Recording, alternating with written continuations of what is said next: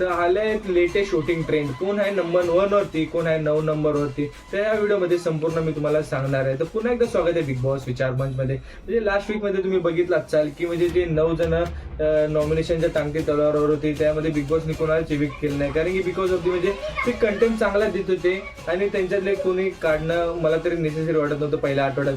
But ह्या वीकमध्ये 100% एकाला तरी काढलं पाहिजे बिग बॉसने. तर ह्या वीकमध्ये कोण आहे नंबर 9 वरती आणि कोण आहे नंबर 9 वरती, तर मी तुम्हाला सांगतो. तर पहिल्या नंबरवरती आहे करण सोनावणे, फोकस इंडियाला. कारण की तो खरंच बिग बॉसच्या घरात चांगला कंटेंट देत आहे, त्यामुळे त्याची वोटिंग ट्रेंडमध्ये चांगली भरघोस मतं वाढत आहेत आणि त्याची मुंबईचे इन्फ्लुएन्सर त्याला चांगला सपोर्ट करत आहे. तर 2 नंबरवरती आहे सागर कारंडे. सागर कारंडेचा खरंच बिग बॉसच्या घरात इन्व्हॉल्वमेंट खूप चांगला दिसत आहे, त्यामुळे तो आहे 2 नंबरवरती. 3 नंबरवरती आहे प्रभू शेळके, म्हणजे मूर्ती लहान आणि कीर्तिमान असं त्याचं ते उदाहरण आहे. तो खरंच त्या मनीला ते ठामपणे उभा राहते. तो खरंच कंटेंट खूप देतोय चांगला आणि तो खूप ऑब्झर्व करून बिग बॉसच्या घरात वावरत आहे. 4 नंबरवरती आहे दिव्या शिंदे. दिव्या शिंदेला भरघोस असा सपोर्ट आहे तिच्या फॅन फॉलोईंगमुळे, तिची आहे 4 नंबरवर. 5 नंबरवरती आहे अनुश्री माने. अनुश्री मानेला पण खूप सारा चांगला सपोर्ट आहे बिग बॉसच्या घरात आणि तिच्या बाहेरच्या फॅन बेसमुळे.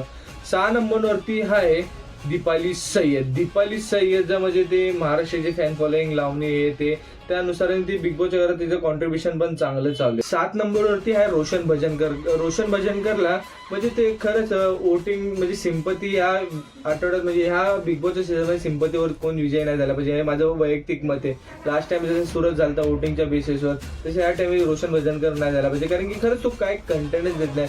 आता ऑलमोस्ट दीड वीक झाले तरी काहीच कंटेंट दिलं नाही. आणि 8 नंबरवरती आहे रुचिता. रुचिताला वोटिंग फार कमी होत आहे आणि तिचे कंटेंट पण खूप बेकार आहे, पण बिग बॉस तिला 100% मी सांगतो काढणार नाही, कारण की येणाऱ्या दिवसामध्ये ती अजून खूप धिंगाणा घालण्याची शक्यता आहे. आणि 9 नंबरवरती आहे राधा पाटील.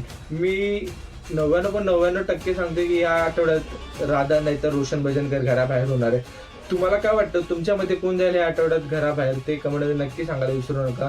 तर व्हिडिओ आवडल्यास लाईक करा आणि चॅनलला सबस्क्राईब करायला नक्की विसरू नका. Thank you so much watching. Bye.